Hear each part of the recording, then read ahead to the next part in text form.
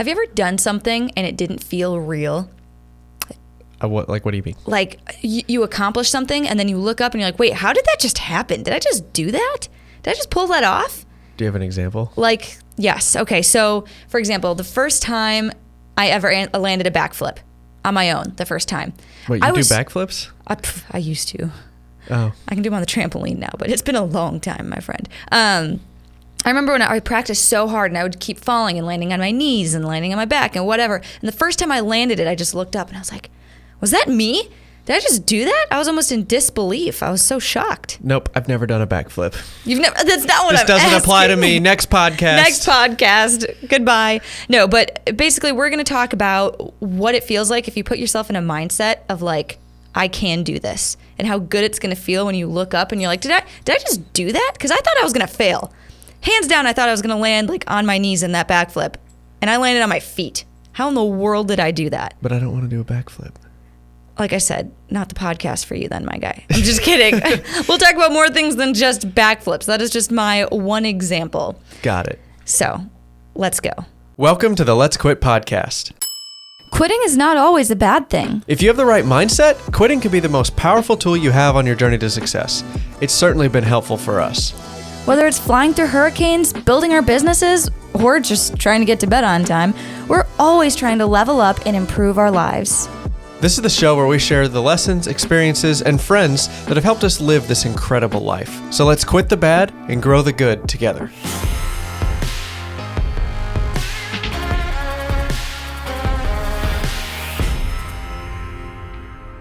Hello, welcome back. We owe you an apology. I'm sorry. Yes. You faithful listeners, you open your podcast app, you expect to see the next episode of the Let's Quit podcast, and we have failed you the last couple weeks. We had a podcast. Yeah, recorded, edited, and everything. But it just wouldn't publish. I don't know what the deal is. We tried so many times. The YouTube video went up, though, so if you watch them on YouTube, you could have heard it. Yeah, but anyway, it just, I don't know, it's kind of upsetting. So... well, hopefully if you're listening to this one, we've resolved the issue or it's not a problem. But I hope so. Sorry about that. Thank you for sticking with us and listening again. We love doing this show. It's a good time for us. And thank you for listening. Yes, we genuinely appreciate you. Thank you for coming back week to week. Now, before we forget, it's time for a book question. Yes, we always forget our book question. So, got this book. It's 3,000 questions about me. Sometimes they're shallow questions, but more oftentimes they're very deep questions that require a lot of pensive thoughts. And we do responses. not read these ahead of time. This is all in the moment. Oh, this one's pretty shallow. Okay. What do you most dislike about your appearance? Gosh.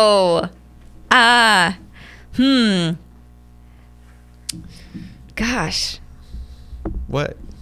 I have a bunch of things that I really used to dislike, and now I don't mind as much. Like? I used to hate my curly hair. So I have naturally very curly hair, and it got much curlier once I got to high school, like ringlets curly.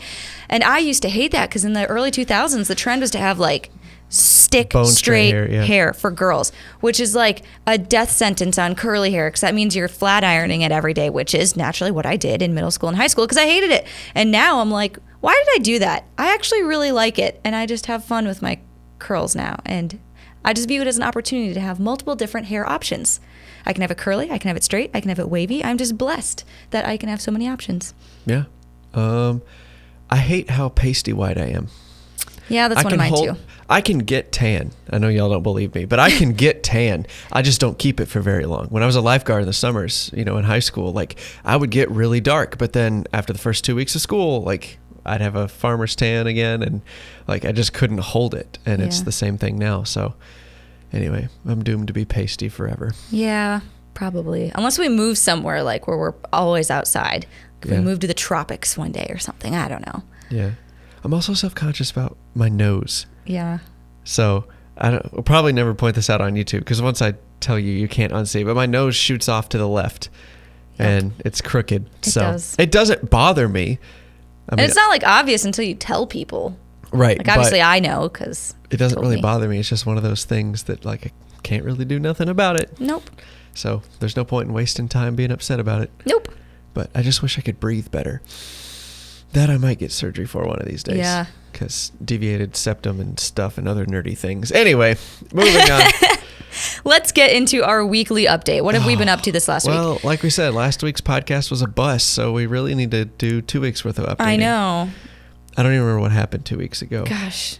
Lots of stuff with probably the table. Like we were working on the kitchen table, which is done now. It's finished. We're just waiting to deliver it. Yeah. So turned out amazing. You guys should see the video in a couple weeks here on YouTube. We've already got a lead on our next table. Yes. So hopefully that deal goes through. We also have hired some new employees. We have. You'll see more about that in the video today if this comes out on Tuesday like it's supposed to.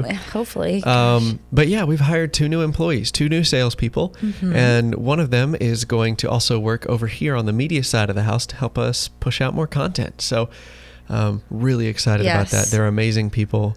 Excited. It feels... This space doesn't feel like just another room in our house or just another garage. Yeah. It actually feels like a workplace now because there's people here and there's laughter and there's... Yeah, Caleb's not here alone anymore. It was just like... It was really nice having Caleb here, but now like Caleb's not alone either. We have other people here. So it's a really good time. I hope that... we just continue to grow and do good things. Yeah, so. And the office looks completely different too. I know you can't tell from this angle because we have it zoomed in just to see like the podcast table and the JD light in the back.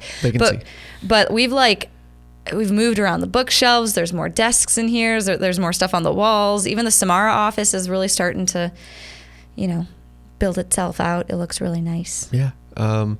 You also have something this afternoon. Yeah. So it's currently Saturday when we're recording this. You've got a business event that you need to go to? Yeah, a business marketing type event that I signed up for a few months ago. And after we're done with this podcast, I'm going to sprint out of here and change and go. Because it's literally like this afternoon. So I've just been trying to get some work done and not hit burnout, even though we're here on a Saturday. Yeah. We'll take tomorrow off. So, sales training for the new employees, though, has gone really well. They are very fast learners. It also helps when we were learning sales, we were also learning the product. We were building the product we were trying to sell at the same time. Building the product, building the process. And trying to learn sales at the same time. That was incredibly difficult. But now that we have a product, a procedure, like all that stuff's figured out, all we really need is just someone to go spread the word about the business and take sales. Right. We've boiled it down to like, hey, you typically look for these types of prospects. This is how you prospect them. We have 2 options, A or B. Once you do that, you send them to this website and then you send them this link and then you're done. But when we started, it was like, who do we even prospect? How do I start talking to them? Do I do cold calls? Do I use Instagram? What do I even do? What products should I sell them? Should we make more options? Should we make less options? And it was just chaotic. And so now it is much more streamlined. Less than 2 hours, and we've trained them basically everything that we know about how to sell these cutting and charcuterie boards, and we just set them free. Yep. So I'm excited. I hope that we can write them some big fat commission checks. I know. Because that means the business is making money and people are coming together over our furniture and we're growing. Can't wait. We're doing it, Jennie. We're doing it. We've said that. That's been the phrase this week is we're doing it. We're doing it. We're really doing it. We're really doing it. It was just playing in the kiddie pool before, but now we're swimming. Yes. But yeah. It's like we looked up and we're like, how did we get here? Did I actually do perfect segue. Let's talk about the title topic. So the title of this episode is Quit Limiting Your Potential. What's that mean, Jennie? Okay, so quit limiting your potential means get out of your own way, essentially. In other words, don't let your fear of your ability to overthink keep you from trying something. We all overthink. No, we don't. Do I? Do I? I'm not sure. Wait, do I? I don't know. Do you think people think I overthink? Oh my gosh. But and you are your worst enemy sometimes. Like nobody else is putting a wall in front of you, but you're building one in front of yourself day by day by doubting yourself. And sometimes it's hard to see that you're getting in your own way. You legitimately think that you're trying to solve something, but like it's just not needed. I remember I was helping when I was a kid. I was helping out at a church project, and this is another metaphor you can abuse. But like I was working at a church project. We were hanging drywall, and I was like 13 or 14 years old. Like I'd never hung drywall before. And so I'm trying to like drive in this last screw, and I didn't realize that literally everybody around me is waiting on me to get out of the way so they can put up the next piece of sheetrock on the wall and start drilling it in. And I just think that I need to do this one more screw. it's just because I think I'm important and I want to help. And so I'm focusing real hard. The screw keeps falling out of the drill and falling on the ground. I got to climb down the ladder, grab it, pick it back up. And it took me 3 or 4 tries until I turned around. I finally got the screw in. I turned around. There's about 5 people standing there holding a piece of sheetrock, which is heavy, by the way. Just waiting on me to get out of the way with the ladder. And anyway, it was a nice learning moment for me. But metaphorically, we do this all the time. We're trying to drive home that one screw that we think we need to do in order for the business to work, or in order for us to quit our jobs or make a life change or go to the gym. It's like, oh, I'm just waiting on these running shoes. But like, you don't realize everybody else is waiting on you. Yeah, the opportunity's waiting on you too. Like right. Things have the potential to work out. Maybe you've put the work in and things have lined themselves up, and they have the ability to create success for you, but you're just sitting there like, no, not yet. I'm not done yet. This product's not perfect. Yeah. So, yeah, and I guess the fear is that it's not going to work, right? My fear was this piece of sheetrock is going to fall off the wall if I don't put in this one more screw. And in life, and again, this is maybe taking the metaphor too far, but like, let gravity tell you if it's going to fall off the wall or not. Don't trust your own emotional reaction to it. Don't trust your fear. Like, actually take a look. Okay, how many screws are holding up this piece of sheetrock? Like, okay, there's 6 screws holding this piece of sheetrock up. I do not need a 7th screw. Like that, if this one screw is what keeps it from falling, we had bigger problems than, missing one screw in the sheetrock. Right. And I think what that has looked like for us in the past with our business when we were getting started is like, for example, maybe we didn't have our website perfectly set up. Maybe it didn't look absolutely pristine, but could somebody check out on it? Yes, they absolutely could. Right. 100% they could. So we were stopping our customers from buying product from us because we were worried that the website wasn't going to be good enough. So then you create the fear that you're afraid of doing. So isn't that the worst? Yeah. So like, by being afraid of people not buying from your website, you never publish your website, and then people can never buy. Right. And you've created But at least reality. if you'd post a website that was, maybe only 80% of the way done, but you've given people an avenue to at least like buy stuff from you. I guess what we're leading up to is let the situation tell you no. Yes. Don't say no for the situation. Let it fail. And if it fails, tweak it, fix it, iterate, and move on. And I know you might be thinking like, but what if I regret it? What if I regret the fact that I didn't spend longer on my website before I made it public? And we were listening to the Ed Mylett podcast today. That's another podcast that we really enjoy. And he had a guest on. It was David Pink, right? Is that the name of the guest? Dan Pink. Dan Pink, thank you. And they were talking all about his new book, which is about regret. And he was saying, after his research, more people regret not doing something than regret doing something. Making a mistake, right? Because that's how you learn. I know for me in sales, I always regret not calling somebody rather than calling them and maybe it not being the most perfect sales call in the whole wide world, because I've made sales off of less than ideal phone calls or less than ideal communication. And so looking back, it's like, oh my gosh, yeah, I would have regretted not making that call. Yeah. So yeah, don't worry about regret. Like, what if I don't drive this next screw in or whatever.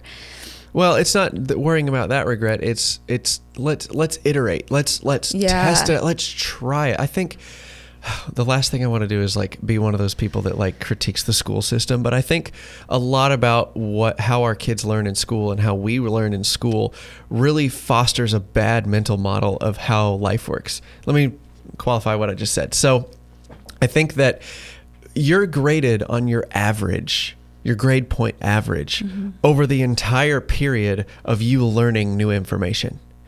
And when you first learn a new concept, of course you're going to get it wrong. You don't know it. You do your first homework assignment, you shouldn't get all the answers correct because the teacher's trying to figure out what you do and don't understand from the lesson, and then you can learn it. That way, when you come to take the test, you should know everything about the topic so that you can take the test. But the problem is we're graded based on our ability to do it right the first time, not our ability to iterate and grow and be better for the last test. I think, this is my stupid opinion, I'm sure there's lots of problems with this, but like intuitively, it seems to me that it would be much better that if you didn't grade the learning process, you only graded, hey, after you've had 3 weeks with this material, how much do you know and how much can you apply in a critical situation? If you were to just take I don't know, I think the final exam should have much more weight on a grade than the first few homework assignments, because of course you're going to get it wrong when you first try, but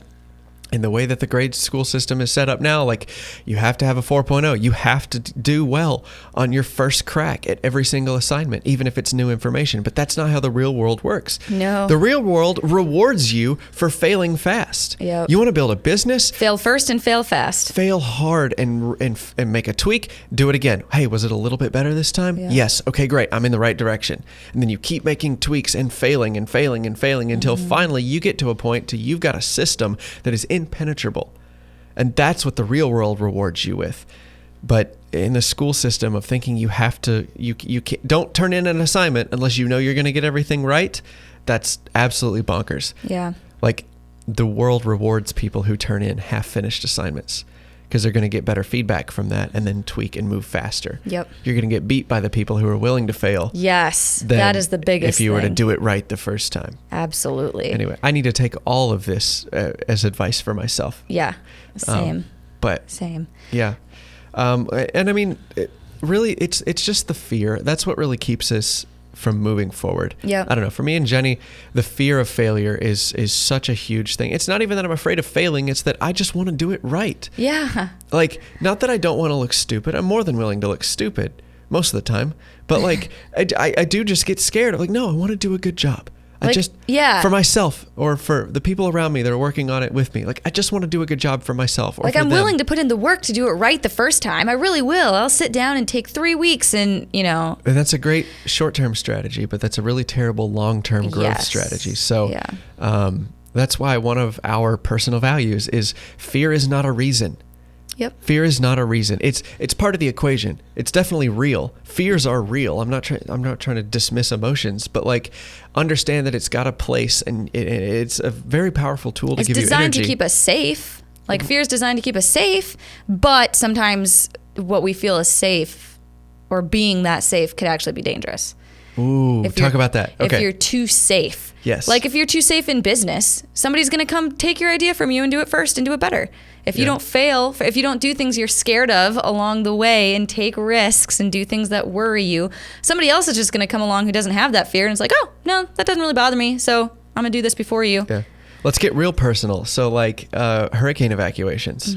We know the data on this because this is kind of our job. But like, I don't want to speak out of turn, but like, there's a lot of people that don't take the evacuation route seriously. They feel more safe in their own home with plywood on the windows, with, batteries and generators and stuff like that. They feel safer in their house, but if the hurricane's big enough and it's headed right towards them, it's actually safer for them to pick up and leave, even though that feels scarier. So that's a situation where your fear is actually going to do more harm than good, and you need to listen. This is a quick plug. You need to listen to the National Weather Service and all the official agencies that tell you to evacuate when you need to evacuate, because if you're just running off of your own fear or your past situations or past experience, that ain't going to cut it. Yep. So anyway, fear is not a reason. It's part of the equation, but it's not a reason not to do something. Yep. And for us, getting real... Now we can do the self-reflective part. Yeah. And you'll see this in the YouTube video today, but we were scared of hiring employees. Yeah. There were a couple different reasons, but like, we were scared. Bottom line, we were scared for the business to grow.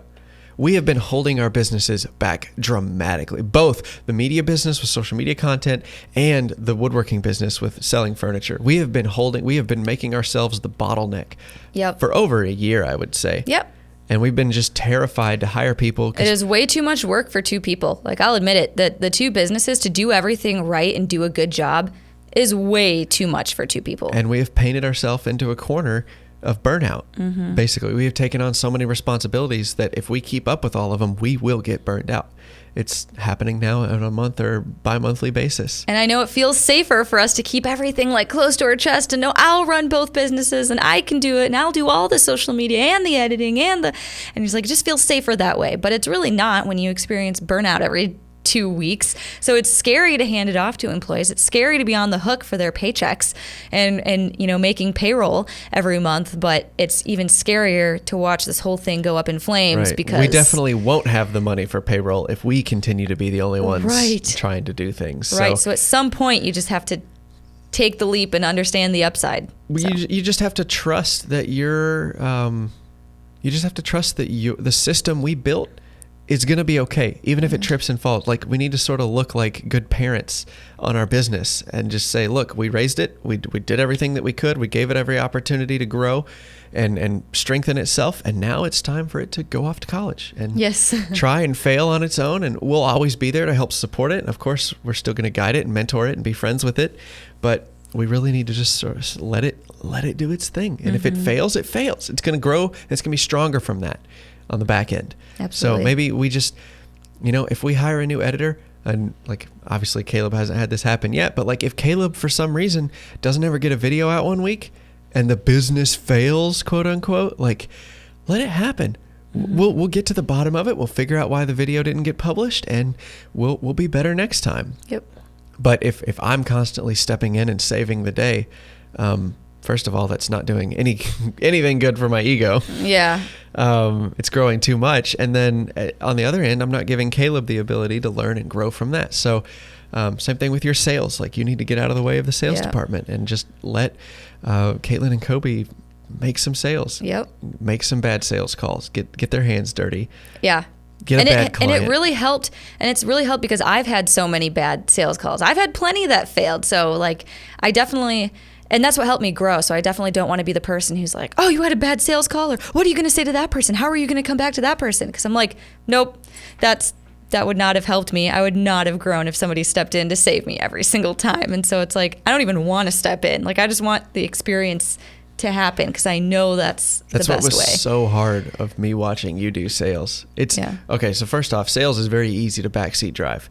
Yes. It is so easy to say that all the time. With low pressure, low stakes environment, like not having your nerves, up on the call. Like, it's so easy to say, well, why didn't you just say that? So I really didn't want to backseat drive you, but at the same time, like, I had to hold myself back because if I didn't let you fail, if I didn't let you have a few bad phone calls, you would have been just as lost. Mm-hmm. Like, me saving you or helping you save a phone call, you probably would have made a sale or two extra, but in the long term, you wouldn't have been as good of a salesperson. Mm-hmm. So I definitely want my own sales team to just like go try stuff because that's what I did. Yep. So we're limiting our potential by being in the way, and we want to try to not be in the way. If you would like to not be in the way of yourself or your future potential, we have some action steps for you. Did you like that transition? Yes. Cool. Smooth. First one for this week. Identify a situation where your potential isn't being realized, whatever it might be, whether you're not performing as well at work, you're in the gym, you're trying to quit your job and you just don't feel like you are making progress in that area, you're trying to get a promotion. Ask yourself, what would I do if I knew it would work out? Because I feel like our brains are so quick to jump to, well, what's going to happen if this doesn't work? What's going to happen if I take this risk and it bites me? What happens if it all turns back on me, it fails, and I can never try something new ever again? That's the first place your brain goes to. But why not switch it around and say, what if this works? What if this works so well that I have to like scale it because now everybody wants what my business offers? Or another example, like let's say you want a promotion, but you're afraid that if you spend an extra 2 hours in the office that everybody's going to hate you and judge you for being a tryhard, and your boss isn't even going to appreciate it because they think you're sucking up to them. Like, that's a lot of good reasons not to stay later to work extra harder to get a promotion. But what if it works? What if you do get the promotion? What if your boss really does recognize it and really gives you other opportunities? And what if your coworkers respect you for it? What if they're like, wow, yeah, like I don't stay late to try to get stuff done, but you have the ability to. Then and you do. Inspire your team to stay, 15, 20 minutes later. Obviously, healthy work-life boundaries. That's another podcast. But like, maybe then you inspire your department to work a little harder or to get a little bit more done. Then your whole department gets a bigger budget or raises or something. Yeah. You can help way more people than just yourself by just trying to get this raise. So again, ask yourself, what would happen if it worked, instead of asking yourself, well, what could go wrong. And then start operating that way. Whatever that plan looks like, whatever you're playing out in your head, like, well, what if it did work? Just start acting as if that's the plan, if that's the path that this is going to take. I got a good friend. His name is Will. Spent a lot of time with him when I was stationed in California. But one of the things that he says all the time, he says, what would you do? He'd always ask people. People would come to him and say, like, well, what do I do? What should I do? And he would say, what would you do if you knew you wouldn't fail? Yep. What choice would you make? What would you do? What would you accomplish if you knew that it would just work out? Like there was no way for you to fail. Like it just happened the way that you think it's going to happen. And all the time, everybody's like, well, then I would just do it. He's like, all right, then do it. Yeah. Because like, again, like we regret more of the opportunities we miss than the opportunities we take and they didn't work out. Mm-hmm. So anyway, I hope that's been helpful. Yes. We're all just trying to be better humans on this planet and help other people do the same. So I hope these lessons have helped you in some way. If they have, please rate the show. If you could go to your podcast app, and 5 stars is our preferred rating, but you feel free to leave whatever rating suits you best. We would love to hear that. If you've got a question for the podcast, or you'd like us to cover a topic or something like that, you can send that to letsquitpodcast@gmail.com. We'd love to hear from you. Record an audio memo. We might even throw it in the show. Yeah. Also, if you want to share the show, that's a great way to help us out as well. Whether if it's texting it to somebody, emailing it to somebody, sharing it on Instagram, whatever. It's always very appreciated. I know you know somebody that needs to listen to this episode. Yeah. So send it to them in a passive-aggressive way. Yes. Excellent. All right. Thanks, y'all. And we'll see you on the next one. Bye.